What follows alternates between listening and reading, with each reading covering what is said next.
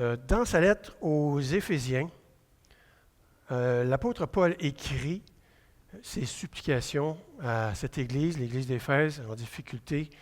Il connaissait des difficultés. Et dans l'extrait que nous allons lire aujourd'hui, Paul aborde des comportements plutôt inquiétants parmi les membres de la congrégation.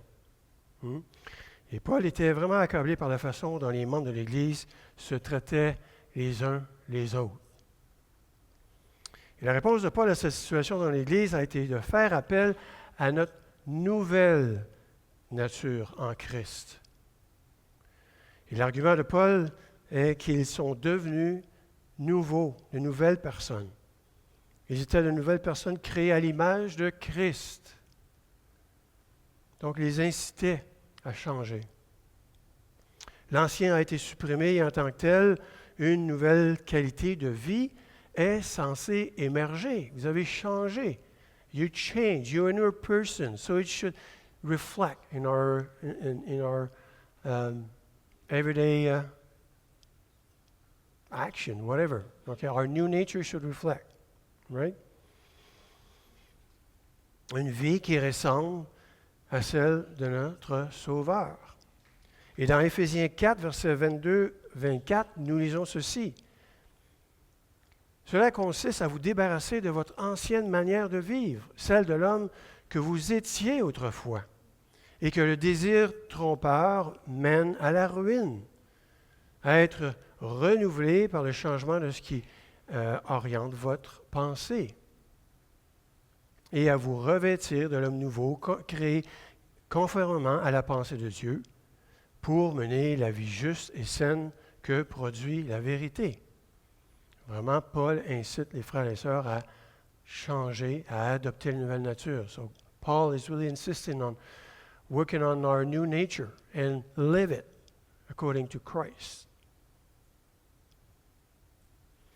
Et c'est ainsi que Paul a cherché à corriger les problèmes qui se produisaient à Éphèse avant que la situation ne devienne incontrôlable.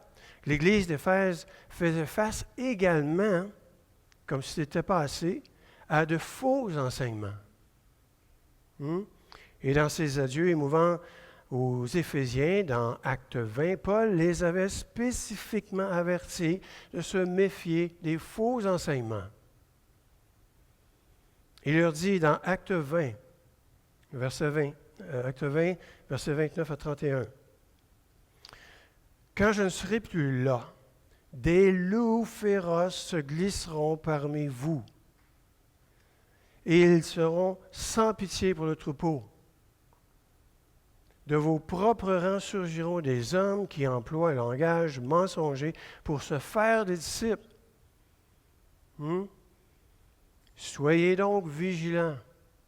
So there will be people trying to convince you of a different doctrine. So be careful, be vigilant. Et les craintes de Paul se sont malheureusement réalisées.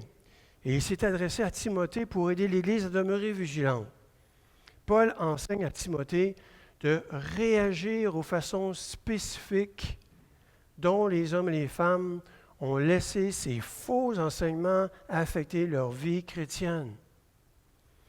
Et la critique de Paul avertit Timothée sur la façon dont tous les chrétiens sont appelés à représenter la vérité de l'Évangile et à s'opposer à tout ce qui est contraire à la vérité de l'Évangile. Se concentrant sur le maintien du témoignage de l'Évangile à Éphèse, Paul exhorte Timothée à éradiquer les faux enseignements et les effets sur la communauté chrétienne en encourageant la prière pacifique, l'humilité par rapport à la richesse, parce qu'il y avait des gens qui vraiment prônaient la richesse. And there were brethren really hung up on rich values and rich money and prone to be rich, and that was wrong. Et une éducation accrue sur la vérité et en affrontant les autorités abusives de certains membres.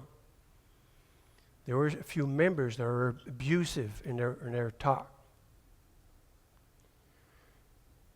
Dans 1 Timothée 1, versets 3 à 5, nous lisons ceci. Et c'est Paul qui s'adresse à Timothée ici. En partant de la Macédoine, je t'ai encouragé à demeurer à Éphèse pour avertir certains de ne pas enseigner des doctrines étrangères à la foi, qu'ils cessent de porter leur intérêt à des récits de pure invention et à des généalogies interminables. Des préoccupations comme celles-ci font naître des spéculations au lieu de nous aider dans les responsabilités que Dieu nous confie dans l'œuvre de la foi. Le but de cet avertissement est d'éveiller l'amour, un amour venant d'un cœur pur, d'une bonne conscience et d'une foi sincère. Et malheureusement, 2000 ans plus tard, 2000 years later, we're in the same situation. Nous avons encore ce genre de comportement dans l'Église, non pas spécifiquement dans notre dénomination, mais dans l'Église de façon générale. Il faut mettre en pratique les paroles que Paul a écrites à l'époque, comme si elles nous parlaient encore ici, aujourd'hui, directement. Gardons nos cœurs et nos oreilles ouverts aujourd'hui pour trouver des moyens pour participer à la construction d'une Église saine. Le message d'aujourd'hui sera basé sur Éphésiens 4, versets 25 à 32, et aussi sur le chapitre 5, versets 1 à 2. Donc, lisons-les. C'est pourquoi, débarrassez-vous du mensonge, que chacun de vous dise la vérité à son prochain. Ne sommes-nous pas membres les uns des autres? Mettez-vous en colère, mais ne commettez pas de péché. Que votre colère s'apaise avant le coucher du soleil. Ne donnez aucune prise au diable. Que le voleur cesse de dérober, qu'il se donne de la peine à travailler honnêtement de ses mains pour qu'il ait de quoi secourir ceux qui sont dans le besoin. Au verset 29, « Ne laissez aucune parole blessante franchir vos lèvres, mais seulement des paroles empreintes de bonté, qu'elles répondent à un besoin et aident les autres à grandir dans la foi. Ainsi, elles feront du bien à ceux qui vous entendent. N'attristez pas le Saint-Esprit. N'attristez pas le Saint-Esprit de Dieu, car par cet Esprit, Dieu vous a marqué d'un sceau. N'oublions pas ça. We were sealed by the Spirit. Marqué d'un sceau, sa propriété pour le jour de la délivrance finale.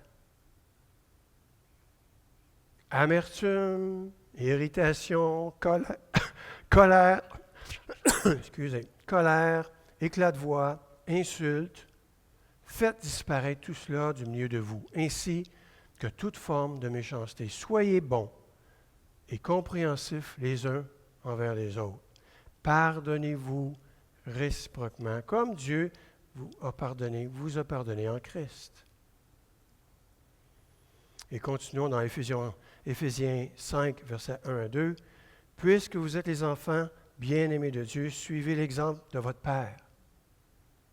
Que toute votre vie soit dirigée par l'amour, comme cela a été le cas par le Christ. Il nous a aimés et a livré lui-même sa vie à Dieu pour nous, comme une offrande et un sacrifice dont le parfait plaît à Dieu. » Et au chapitre 4, 22-23, nous avons lu plutôt ceci. Paul exhorte l'Église d'Éphèse à se défaire de ses désirs corrompus. Des désirs qui appartiennent à ce qu'elle était autrefois, mais qui ne sont plus là. Ils sont changés. L'argument de Paul est qu'ils sont devenus nouveaux. Ils étaient de nouvelles personnes créées à l'image de Christ. L'ancien a été supprimé en tant que tel. Une nouvelle qualité de vie est censée émerger. Vous êtes changés. We're changed So we should live a new life, and it should reflect in your behavior.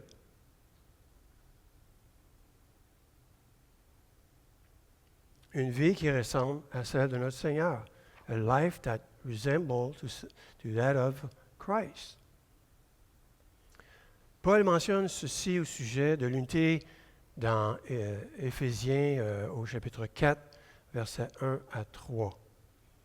Moi qui suis prisonnier à cause du Seigneur, je vous demande donc instamment de vous conduire d'une manière digne de l'appel qui vous a été adressé. Soyez toujours humbles, aimables, patients et supportez-vous les uns et les autres avec amour. Efforcez-vous de conserver l'unité que donne l'Esprit dans la paix qui vous lie les uns les autres. Une fois que Paul a fini d'établir la vérité sur la nouvelle vie, la nouvelle identité du croyant, il commence à aborder spécifiquement la manière dont nos comportements doivent être différents. Paul identifie cinq obstacles à l'unité de l'Église. Pour chaque obstacle, frères et sœurs, nous allons voir une exhortation et la raison qui suit cet obstacle-là, qui s'y rattache. Donc, le premier obstacle, the first obstacle, à l'unité dans l'Église, que nous devons enlever, est le mensonge. Nous avons lu au verset 25, c'est pourquoi débarrassez-vous du mensonge, que chacun de vous dise la vérité à son prochain. Ne sommes-nous pas les membres les uns les autres? Et l'obstacle à l'unité ici est le mensonge. Paul commence en disant « c'est pourquoi » au début. Et cette exhortation vient de Paul, découle du fait que nous nous sommes débarrassés du vieil homme. Donc, c'est pourquoi nous devons changer. En fait, elle dit littéralement, nous ayant débarrassés du mensonge. Lorsque nous nous sommes débarrassés du vieil homme, nous nous sommes débarrassés du mensonge. Quoi que nous disions, nous devons le faire dans un esprit d'amour, d'humilité, de vérité. Nous sommes unis par l'Esprit du Christ qui habite en nous. L'Esprit habite en nous. The Spirit lives in us. Alors pourquoi continuons-nous des fois à ne pas dire la vérité? Bien, des fois, on a peur de faire mal à la personne. Des fois, la vérité fait mal à entendre. Ou il y a des situations où on a peur que la personne se fâche si on lui dit la vérité. Mais en tant que chrétiens, nous sommes débarrassés du mensonge. Done. We're done. We're not lying anymore. Le mensonge ne fait plus partie de notre vie. Nous ne devons pas compromettre ou même étouffer la vérité. Et l'exhortation ici, dans cette situation, c'est dire la vérité. On vous exhorte à dire la vérité. Verset 25, que chacun de vous dise la vérité à son prochain. Et Paul mentionne 4 versets qu'il faut être des gens de vérité. On va les mentionner les 4. Le premier, nous avons été sauvés par la parole de vérité. Dans Éphésiens 1, au verset 13.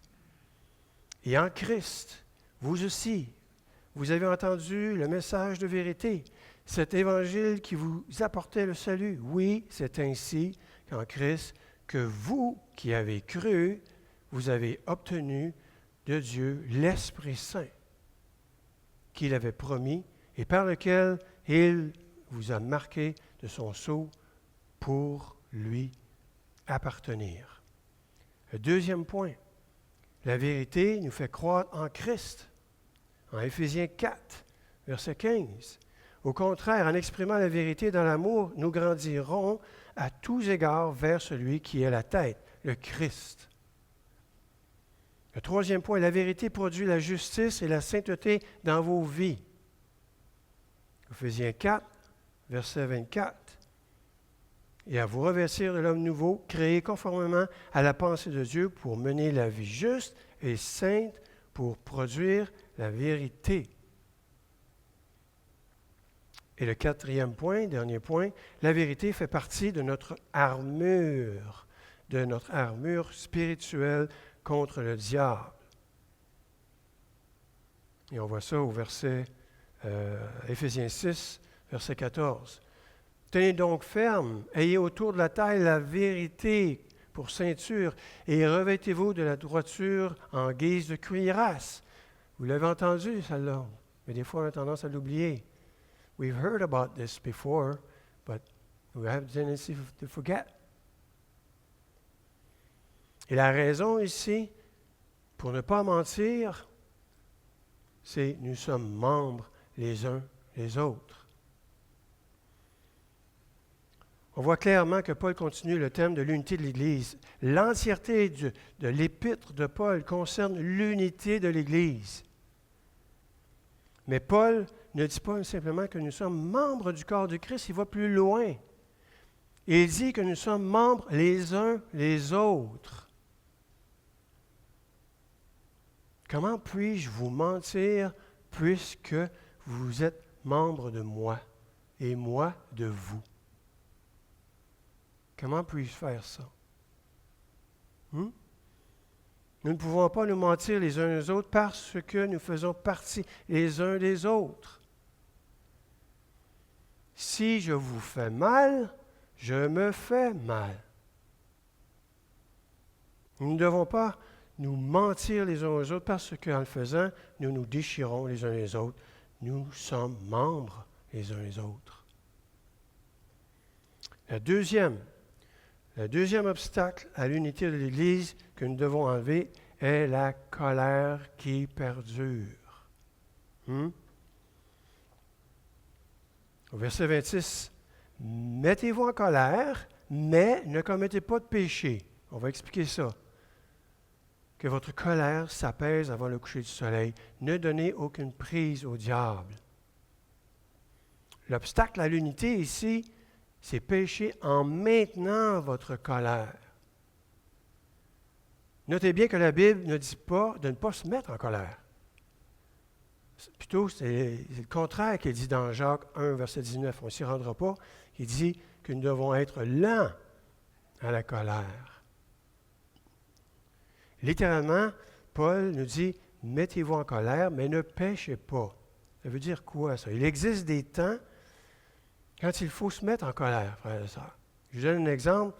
Quand vous regardez, quand vous voyez ce qui se passe dans le monde, le mal qui s'établit de plus en plus et de plus en plus flagrant, je pense qu'on a des raisons de se mettre en colère contre le mal. We should get angry, against any bad things that is being done in this world. Par contre, lorsque nous nous mettons en colère à cause d'une rancune, à cause de l'animosité, à cause de la vengeance, nous péchons contre l'Église et contre Dieu. Et l'exhortation liée avec ça, c'est la colère ne doit pas durer dans le temps. Verset 26, que votre colère s'apaise avant le coucher du soleil. Quand il s'agit de la colère entre les membres du corps de Christ, il faut vite régler les choses. Et s'il s'agit d'une colère ou d'une situation entre votre conjoint et conjoint, c'est préférable, frères et sœurs, de se débarrasser de notre colère avant de se coucher. Nous ne devons pas couver la colère. Et la raison, la colère maintenue donne accès au diable. Il donne accès au diable. The devil can really bit on this if you maintain your anger. Donc, au verset 27, ne donnez aucune emprise, aucune prise au diable. Le diable aime se servir de la colère pour perturber l'unité de l'Église. Et en fin de compte, il peut se servir de tout péché pour troubler l'unité. En laissant les jours de notre colère se transformer en semaines, les semaines en mois, les mois en années, nous permettons à l'ennemi d'établir un camp au milieu de nous. Il y a des églises où il y a des gens qui ne s'aiment pas, que ça perdure pendant des années. There are churches where people don't like each other and it lasts for years. And the devil can really get a hold of this situation. Donc, cela permet au diable d'établir un camp parmi nous. Et cet ennemi veut rien d'autre que nous détruire. Le troisième obstacle à l'unité de l'Église que nous devons enlever est le vol.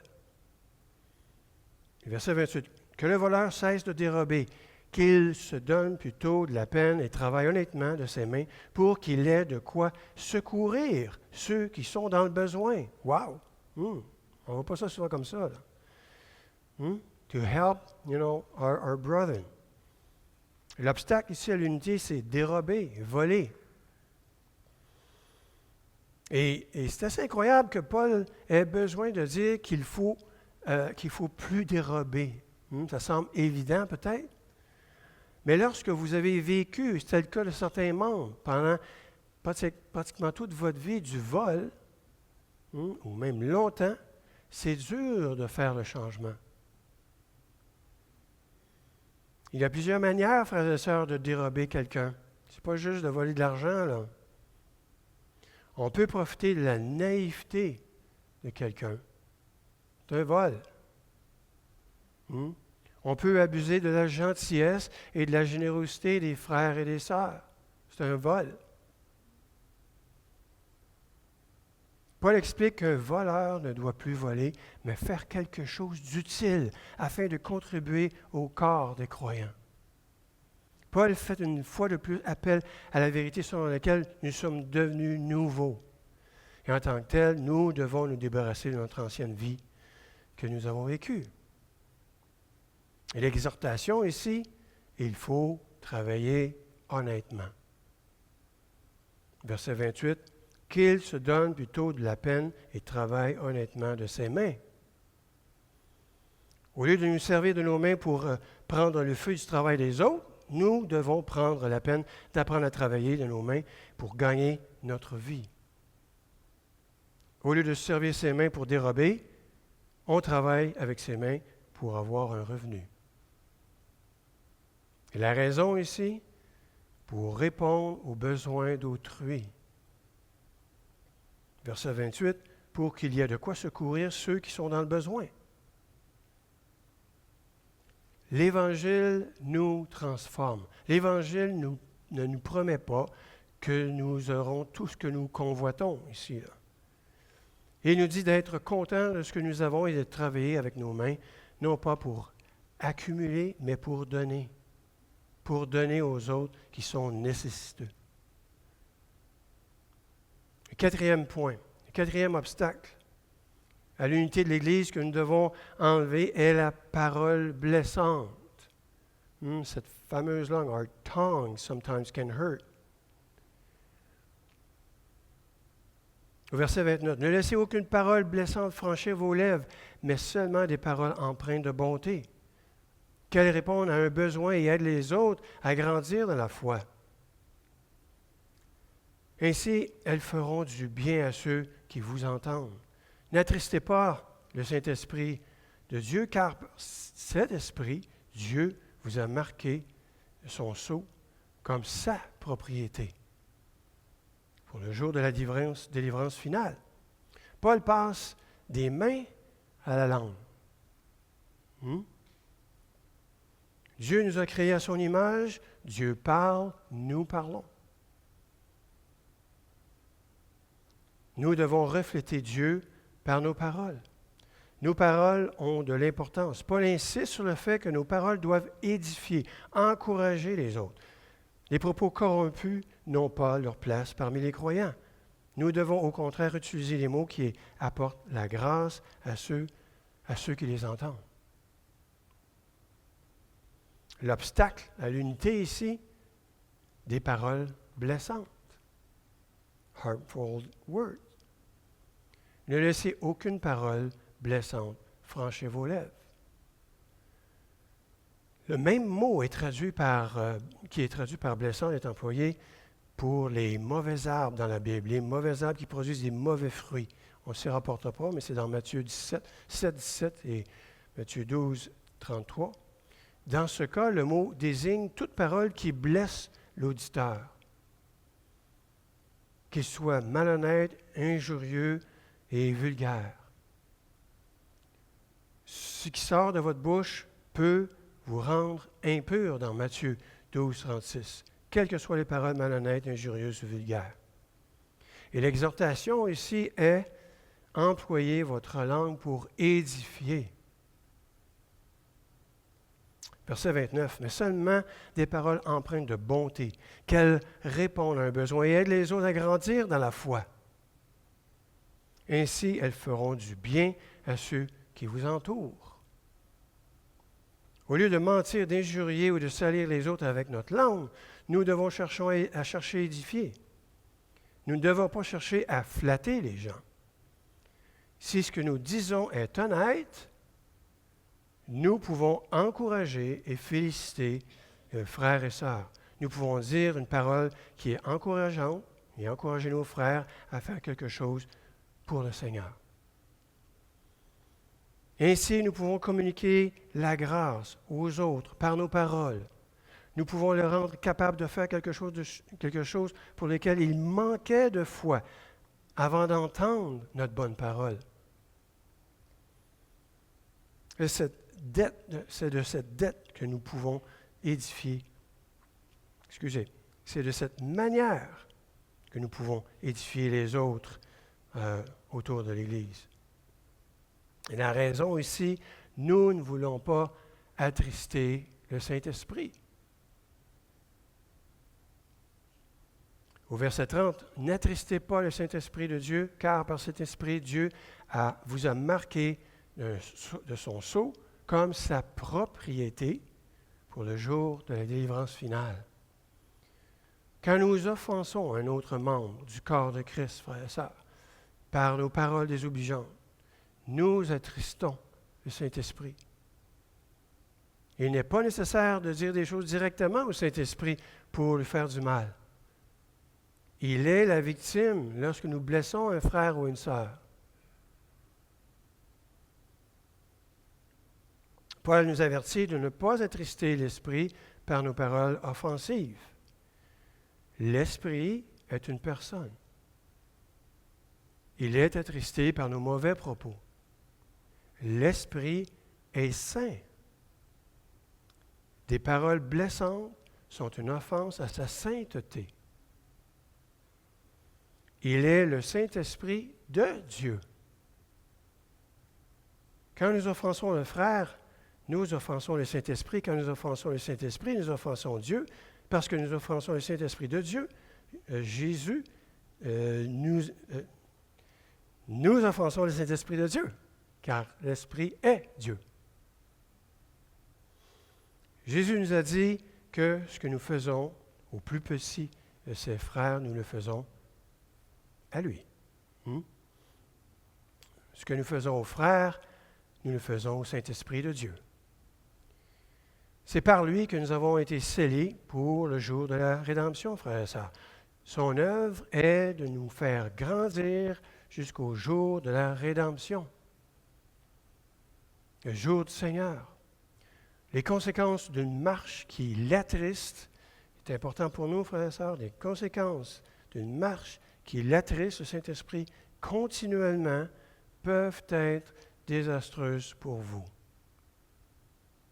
Bien important de ne pas affecter et attrister le Saint-Esprit. Very important that we should not grieve the Holy Spirit. Le cinquième et dernier obstacle à l'unité de l'Église que nous devons éviter est la méchanceté. Au verset 31, amertume, irritation, colère, éclat de voix, insulte, faites disparaître tout cela du milieu de vous. ainsi que toute forme de méchanceté. Soyez bons et compréhensifs les uns envers les autres. Pardonnez-vous réciproquement, comme Dieu vous a pardonné en Christ. L'obstacle ici est toute forme de méchanceté. Il y a si vous avez remarqué, là, il y a une progression dans cet énoncé.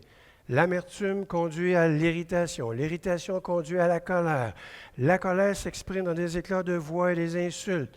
Et ces mauvaises expressions dégénèrent en calomnie, en diffamation. Ça progresse. Paul dit que la méchanceté, dans toutes ses formes, doit être enlevée de l'Église. De toutes ses formes. L'Église qui est caractérisée par ces expressions ne peut pas connaître l'unité. L'exhortation ici est « Pardonnez-vous, pardonnez-vous les uns les autres ». Verset 32, « Soyez bons et compréhensifs les uns envers les autres, pardonnez-vous réciproquement ». Au lieu d'être méchants les uns envers les autres, nous devons être bons.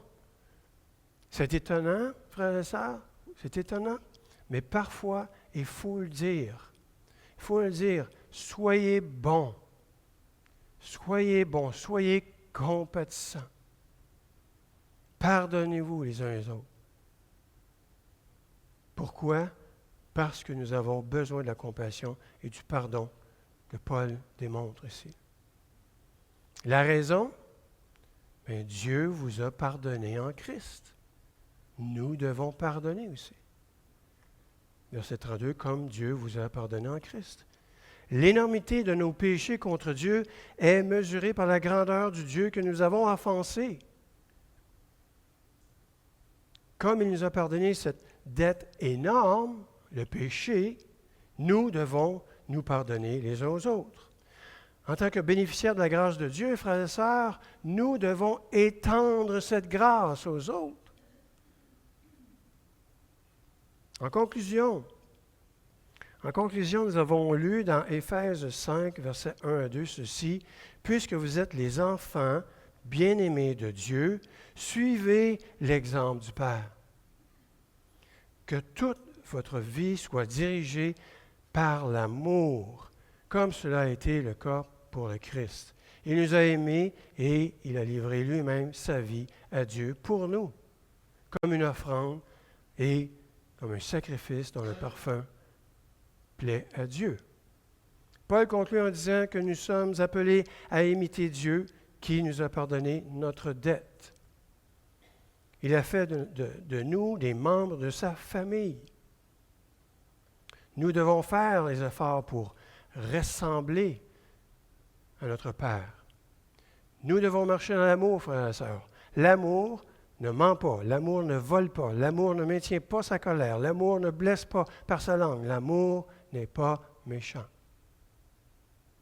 Puissions-nous, frères et sœurs, marcher selon notre nouvelle nature et marchons selon un appel à nous aimer les uns les autres, dès maintenant. Et enlevons tous les obstacles à l'unité de l'Église. Amen.